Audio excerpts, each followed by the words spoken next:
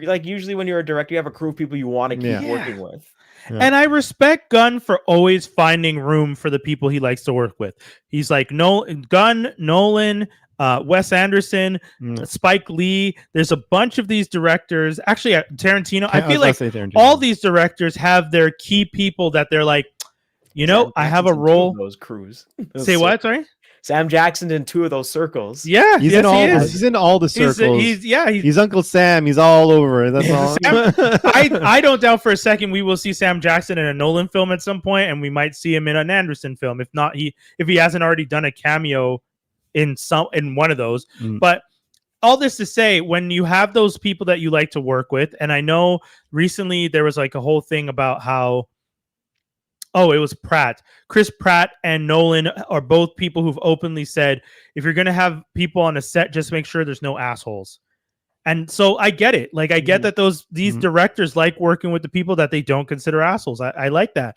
Some of the actors that we might think of as assholes when it comes to working on those sets are probably cool because they're just like, this is the one person. Dave Bautista, for example, is one person. He's great on set. He's great on set with Gunn. But I could definitely see if he didn't get along with the director, he would be an asshole. Well, again, 100%. I would say that with Dave Bautista, he's worked with Denis Villeneuve, right, and James Gunn. So I'm just like, he's worked with like Oscar-winning director and blockbuster dude. Like, he's there like to learn and he's to there understand and I don't doubt for a second he's a dedicated actor. I'm just saying that.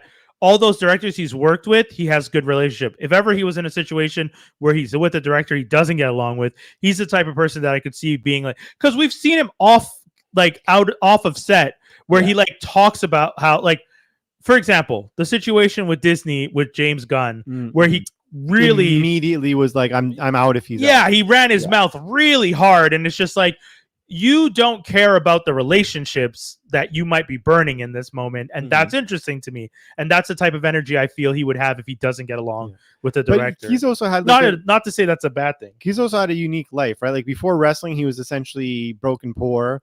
Then shortly after wrestling, he was broken poor because of a few bad decisions. And then he said, I don't want to hurt my body anymore. I want to do something fun. And then, James, don't know. I do think we've said it before. I do give him kudos. He's clearly a student